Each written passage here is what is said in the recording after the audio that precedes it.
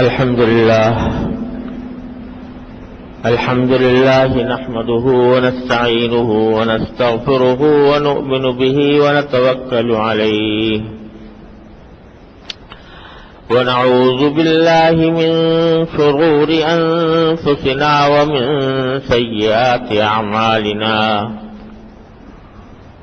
من يهده الله فلا مضل له ومن يضلله فلا هادي له وأشهد أن لا إله إلا الله وحده لا شريك له وأشهد أن سيدنا وسندنا ونبينا ومولانا محمدا عبده ورسوله صلى الله تعالى عليه وعلى آله وأصحابه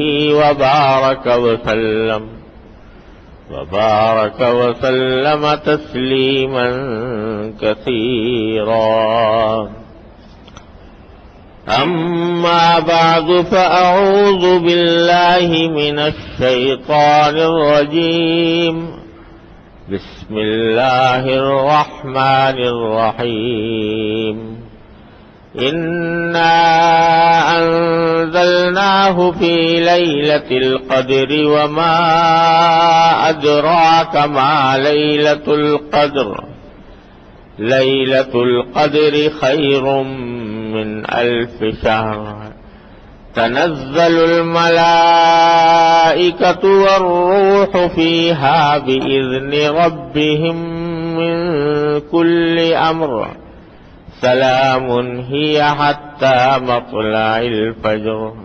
آمنت بالله صدق الله مولانا العظيم وصدق رسوله النبي الكريم ونحن على ذلك من الشاهدين والشاكرين والحمد لله رب العالمین. بزرگان محترم اور برادران عزیز، اللہ تبارک و تعالیٰ کے فضل و کرم سے رمضان المبارک کا 30واں جمعہ ہمیں اللہ تبارک و تعالیٰ نے عطا فرمایا اور 2 عشرے رمضان کے اب پورے ہونے والے ہیں.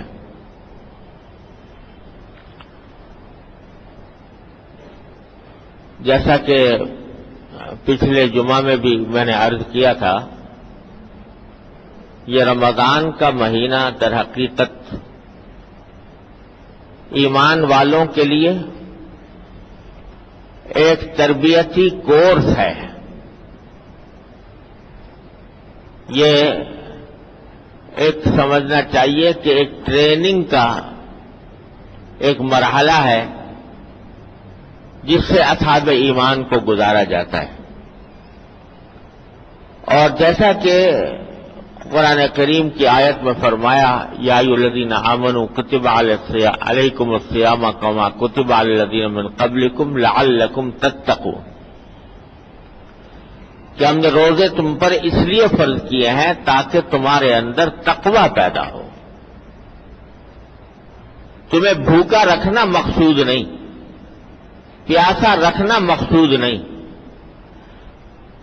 بلکہ تمہارے اندر تقوی پیدا کرنا مقصود ہے. اور تقوی کے معنی یہ ہے کہ تمہارے دل میں اللہ تبارک و تعالیٰ کا دھیان اس طرح رہے کہ جب وہ کسی کام کا حکم دے تو تم اس کو کرنے کے لیے فوراً تیار ہو جاؤ، جب کسی کام سے منع کرے تو اس سے تم اپنے آپ کو روک لو. یہ ہے تقوی. اللہ تبارک و تعالیٰ کا دھیان، اللہ تبارک و تعالیٰ کے سامنے کھڑے ہونے اور اللہ تعالیٰ کے سامنے اپنے ایک ایک عمل کا جواب دینے کی فکر، اس کا نام تقوی ہے. تو یہ تقوی پیدا کرنا مقصود ہے. تقوی روزے سے دیکھو اس طرح پیدا ہوتا ہے کہ روزے میں سمجھو کہ گرمی پڑ رہی ہے شدید، پیاس سے بے چین ہے انسان، حلق میں کانٹے پڑے ہوئے ہیں، کمرے میں موجود ہے، تنہا ہے، کوئی دیکھ نہیں رہا، فریج میں پانی رکھا ہوا ہے، ٹھنڈا پانی رکھا ہوا ہے، اس سے پیاس بجھا سکتا ہے، لیکن پھر بھی کوئی مسلمان جس نے روزہ رکھا ہو وہ پانی پیے گا نہیں۔ کیوں نہیں پیے گا؟ کون ہے جو اسے روک رہا ہے؟ کوئی دیکھ رہا ہے کہ اس کو اندیشہ ہے کہ اگر میں نے پانی پی لیا تو کوئی مجھے یہاں پکڑ لے گا، پولیس پکڑ کے لے جائے گی، یا کوئی آدمی کوئی اور آدمی مجھے کوئی سزا دے گا؟ کوئی خطرہ نہیں اس کو، دنیا میں کوئی خطرہ نہیں۔ پھر کیا چیز ہے جو اسے روک رہی ہے؟ یہ جو روکنے والی چیز ہے یہ صرف اللہ تبارک و تعالیٰ کے سامنے جواب دہی کا احساس کہ یا اللہ میں نے تو روزہ آپ کے لیے رکھا تھا، اگر میں اس کو توڑ دوں گا تو یہ آپ کے ساتھ میرے کیے ہوئے عہد کی خلاف ورزی ہوگی۔ کوئی اور دیکھ رہا ہو یا نہ دیکھ رہا ہو، اللہ تعالیٰ آپ تو دیکھ رہے ہیں۔ اگر میں نے پانی پی لیا، روزہ توڑ دیا تو میں گنہگار ہوں گا، اللہ تعالیٰ کے سامنے کیا جواب دوں گا کہ میں نے روزہ رکھا تھا اور توڑ دیا؟ یہی احساس تو ہے نا جو انسان کو روزہ توڑنے سے روک رہا ہے۔ تو دیکھو تقویٰ ہو رہا ہے پیدا، اسی کا نام تقویٰ ہے، اسی کا نام تقویٰ ہے۔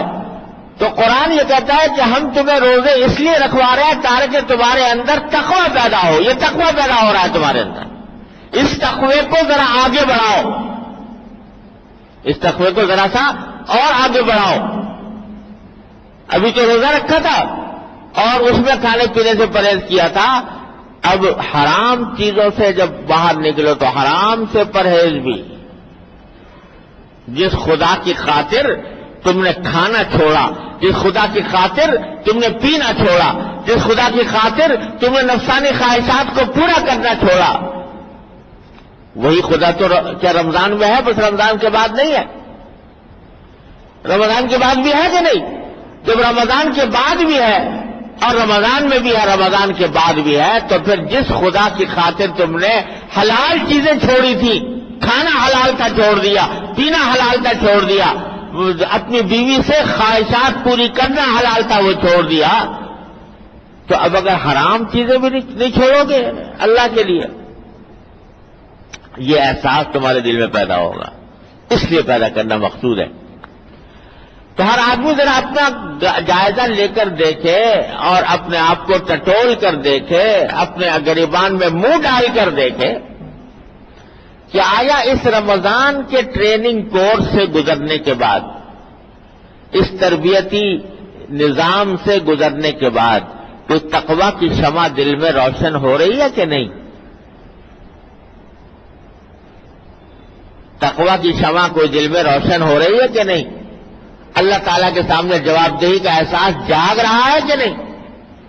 وہ احساس جس کے بارے میں قرآن نے فرمایا وَأَمَّا مَنْ خَافَ مَقَامَ رَبِّهِ وَنَهَى النَّفْسَ عَنِ الْهَوَىٰ فَإِنَّ الْجَنَّةَ هِيَ الْمَأْوَىٰ، کہ وہ شخص جو اپنے پروردگار کے سامنے کھڑے ہونے سے ڈرا،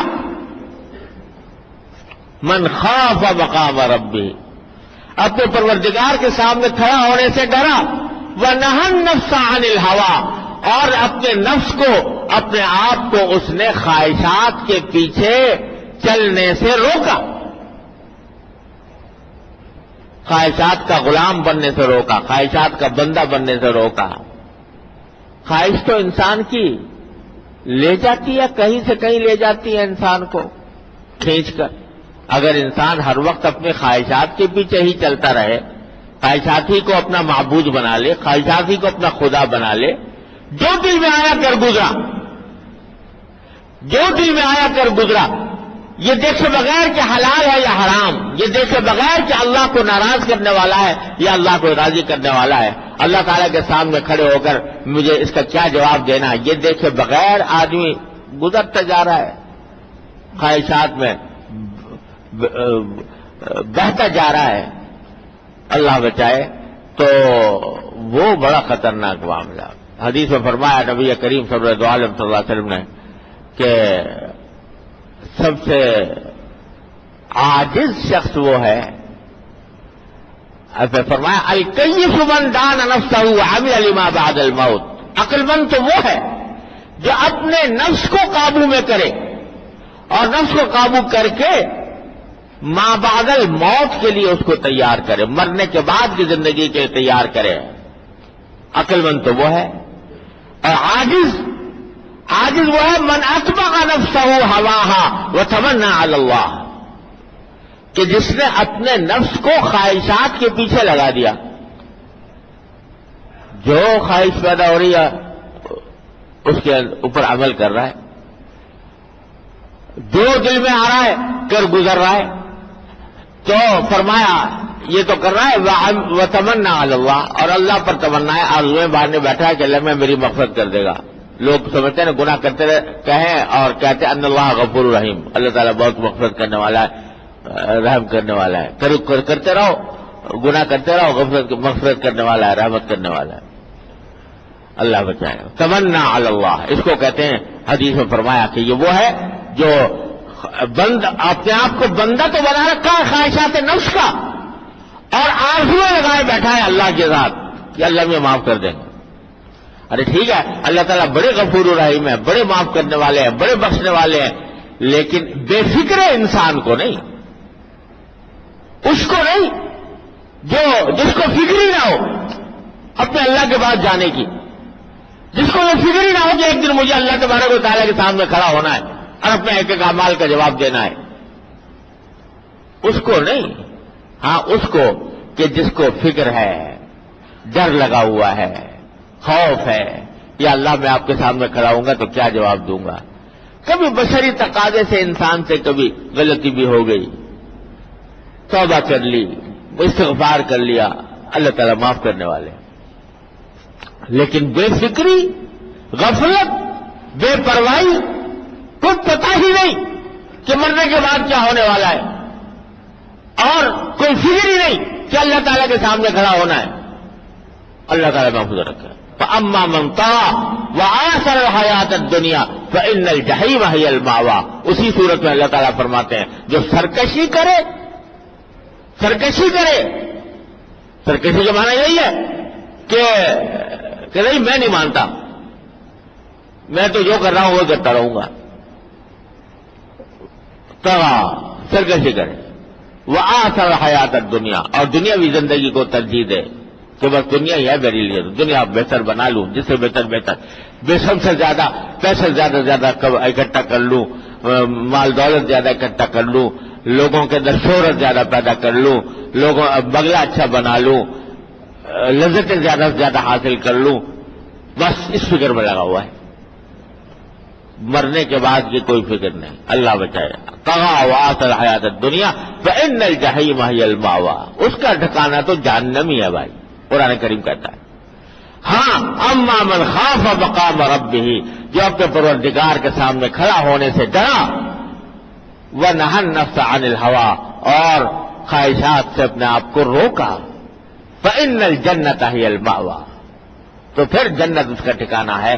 یعنی اللہ تعالیٰ اس کو جو اس کے دل میں خوف پیدا ہو رہا ہے کہ میں کیسے جواب دوں گا، پھر اللہ تعالیٰ اس خوف سے کی برکت سے اس کو گناہوں سے بچائے گا، اور گناہوں سے بچائے گا تو پھر آخرت میں بھی اللہ تبارک و تعالیٰ کرم کا معاملہ فرمائے گا، جنت عطا ہوگی۔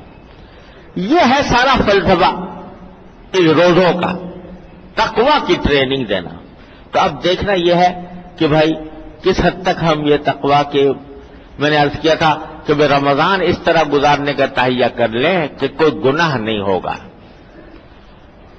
نگاہ کا، نظر کا گناہ نہیں ہوگا، زبان کا گناہ نہیں ہوگا، کانوں کا نہیں ہوگا، اور ہاتھوں پاؤں کا نہیں ہوگا، گناہوں سے بچ کر خدا کرے کہ ہم اس پر قائم رہے ہوں، اللہ تعالیٰ میں اس کی توفیق عطا فرمائے۔ تو اس کا جائزہ لے کر دیکھیں کتنا۔ اب باقی ہے 12-13 دن، 12 دن باقی ہیں رمضان کے، اور آخری عشرہ شروع ہونے والا ہے، پرسوں سے آخری عشرہ شروع ہو جائے گا۔ آخری عشرہ جو ہے یہ سارے رمضان کا عطر ہے، سارے رمضان کا نچوڑ، اللہ تعالیٰ نے آخری عشرے میں رکھا ہے. اور اسی لیے حدیث میں آتا ہے کہ حضرت عائشہ صدیقہ رضی اللہ تعالیٰ عنہا فرماتی ہیں کہ جب آخری عشرہ داخل ہوتا، یعنی رمضان کے 20 تاریخ شروع ہوتی، تو نبی کریم صلی اللہ علیہ وسلم عام دنوں سے زیادہ اس کا اہتمام فرمایا کرتے. شد بیزرہ وأحیا لیلہ وأیقظ اہلہ، کہ جب یہ عشرہ آ جاتا تو آپ شد میزرہ اپنی کمر کس لیتے تھے. ذرا آپ سوچو کون کمر کس رہا ہے؟ حضور نبی کریم سرور عالم صلی اللہ علیہ وسلم کمر کس لیتے تھے. وہ حضور کہ عام دنوں میں بھی، عام راتوں میں بھی حضرت عائشہ فرماتی ہیں کہ کھڑے کھڑے تہجد کی نماز میں کھڑے کھڑے پاؤں پر ورم آ جایا کرتا تھا عام دنوں میں. حضرت عائشہ کہتے ہیں میں نے پوچھا کہ رسول اللہ آپ اتنی محنت کیوں اٹھاتے ہیں جبکہ اللہ تعالیٰ نے آپ کو اول تو معصوم بنایا، کوئی گناہ سرزد نہیں ہو سکتا، اور اگر کوئی بھول چوک ہو تو اللہ تعالیٰ نے خوب آگے پچھلی بھول چوک سب کی معافی کا اعلان کر رکھا ہے آپ کے لیے، پھر آپ کیوں اتنی محنت اٹھاتے؟ فرمایا افلا اکون عبدا شکورا، کیا اللہ نے مجھے نعمت دی ہے تو کیا میں اپنے پروردگار کی کا شکر گزار بندہ نہ بنوں؟ شکر گزاری کے لیے کرتا ہوں یہ سب کچھ. تو عام دنوں میں بھی پاؤں پہ ورم آ رہا ہے. اب جب عام دنوں میں بھی اتنے لمبے کھڑے ہوتے ہیں قیام اللیل کے لیے اور رات کی تہجد کی نماز کے لیے، تو عشرہ اخیرہ کے بارے میں فرمایا تھا عائشہ کہ وہ کمر کس لیتے تھے، جس کے معنی عام دنوں کے سے زیادہ اس میں اللہ تعالیٰ کی عبادت فرماتے تھے. وَأَحْيَا لَيْلَهُ، اور اپنی رات کو زندہ کرتے تھے. لفظی معنی یہ ہے، رات کو زندہ کرنے کے معنی ساری رات جاگتے تھے. احیا لیلہ وایقظ اہلہ، اور اپنے گھر والوں کو بھی جگاتے تھے. عام دنوں میں حضور اقدس صلی اللہ علیہ وسلم کا معمول یہ تھا کہ چونکہ تہجد کی نماز کوئی فرض نہیں، واجب نہیں، تو خود تو پابندی فرماتے تھے تہجد کی نماز کی، لیکن اپنی اہلیہ زوجہ مطہرہ کو اٹھانے کا اہتمام نہیں کرتے تھے. ان کا خود دل چاہا اٹھ گئے، نہیں دل چاہا نہ اٹھے، لیکن یعنی وہ ان کی مرضی پر تھا. اگرچہ وہ بھی پڑھا کرتی تھی تہجد، لیکن حضرت حضور نبی کریم صلی اللہ علیہ وسلم اٹھانے کا اہتمام نہیں کرتے تھے. بلکہ روایت میں آتا ہے کہ جب آپ بستر سے اٹھتے تھے تہجد کی نماز کے لیے تو دھیرے دھیرے دھیرے دھیرے اٹھتے تھے تاکہ آنکھ نہ کھل جائے، جو اٹھنا نہیں چاہ رہا اس کی آنکھ نہ کھل جائے. دروازہ کھولتے تو دھیمے سے کھولتے تاکہ دروازے کی آواز سے سونے والے کی آنکھ نہ کھل جائے. یہ اہتمام فرماتے تھے. یہ نہ ہو کہ ہم تہجد پڑھ رہے ہیں تو بس ہم کو یہ آسان کر دیا ہم نے اپنے سارے محلے والوں پر، اور اس کی وجہ سے سب کو جگانا شروع کر دیا. اس کا کوئی جواز نہیں. تو عام دنوں میں حضور اقدس صلی اللہ علیہ وسلم ازواج مطہرات کا اتنا خیال فرماتے تھے گھر والوں کا کہ ان کی نیند میں خلل نہ آئے. لیکن جب عشرہ اخیرہ آتا، آخری عشرہ آتا، تو فرمایا ایقظ اہلہ، گھر والوں کو بھی جگاتے تھے، کہتے وہ اٹھ جاؤ، اب یہ آخری عشرہ ہے، یہ اللہ تعالیٰ کی عبادت کا عشرہ ہے، اس کو بیکار مت گواؤ. اٹھاتے تھے، اتنا اہتمام فرماتے تھے. اس لیے کہ یہ آخری عشرہ جو ہے اس کے بارے میں حدیث فرمایا گیا عتق من النیران، یہ جہنم کی آگ سے آزادی کا پروانہ لے کر آتا ہے ایک مومن کے لیے. تو اس کو جتنا زیادہ سے زیادہ اللہ تعالیٰ کی عبادت میں استعمال کیا جا سکتا. پھر اسی میں اللہ تبارک و تعالیٰ نے شب قدر رکھی ہے.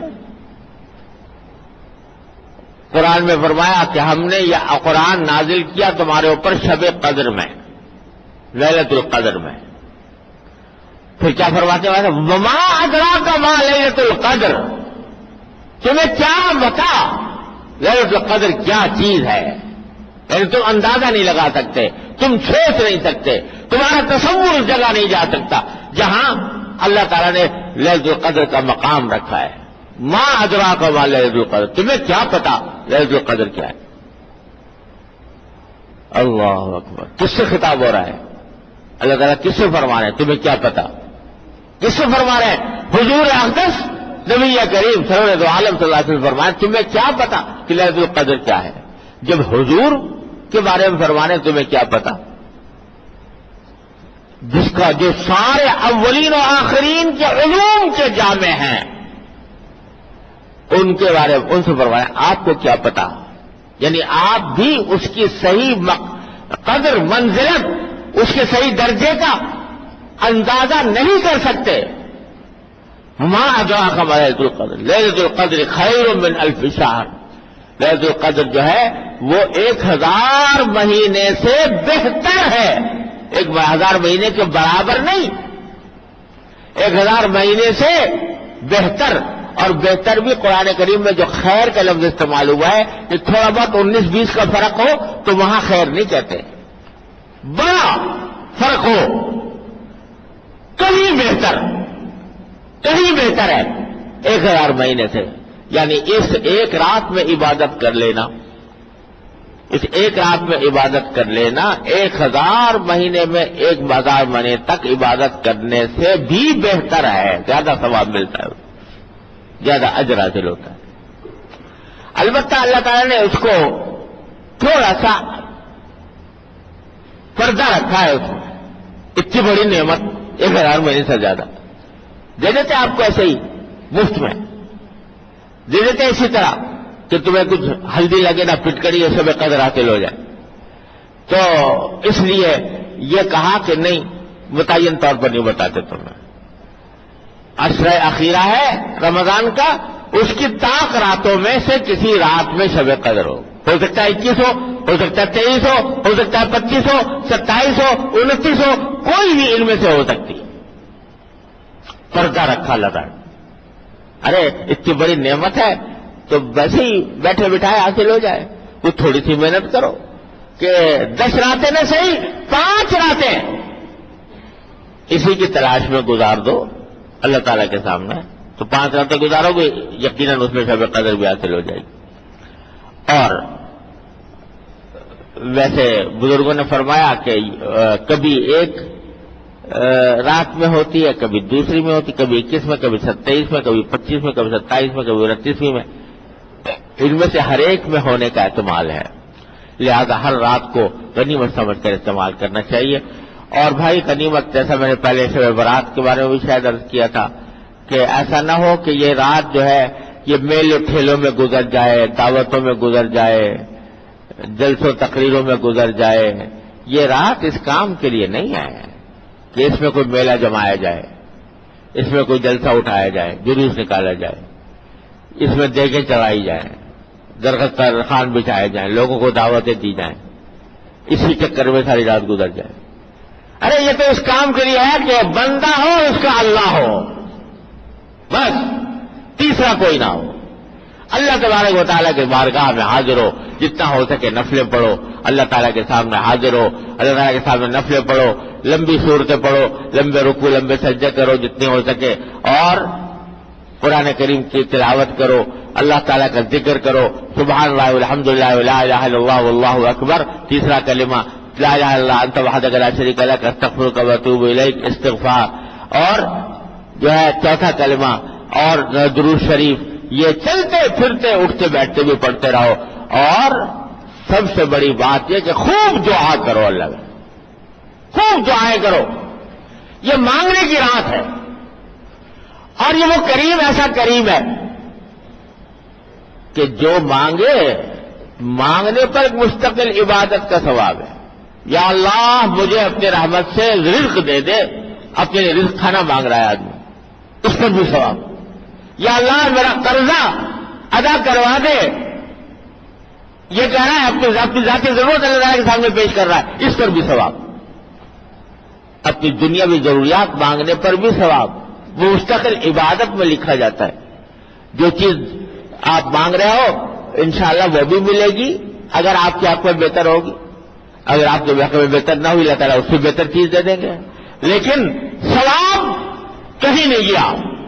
100% یقین کے ساتھ ثواب ملے گا ہر دعا کے اوپر. خوب دعا کرو اپنی ذات کے لیے بھی, اپنے گھر والوں کے لیے بھی, اپنے خاندان کے لیے بھی, اپنے اعزا احباب کے لیے بھی, اپنے ملک کے لیے.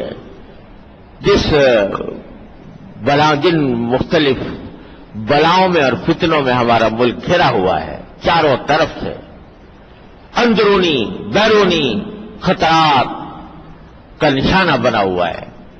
مانگو اللہ تبارک و تعالیٰ سے, یا اللہ اپنی رحمت سے اس کو نکال دیجئے, ان خطرات سے عافیت کے ساتھ نکال دیجئے, اور دشمنوں کے شر سے ہماری حفاظت فرمائیے, ہمارے ملک کو ترقی اور استحکام عطا فرمائیے, عافیت دارین عطا فرمائیے. بد امنی اور بے چینی اور مہنگائی اور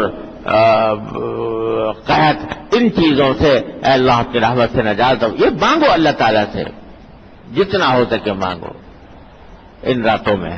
اور پھر بھائی پورے عالم اسلام کے, سارے عالم اسلام پر ایک وقت پڑا ہوا ہے اور دشمنوں نے ایک نشانہ بنایا ہوا ہے پورے عالم اسلام کو, اس کے لیے بھی دعا مانگے.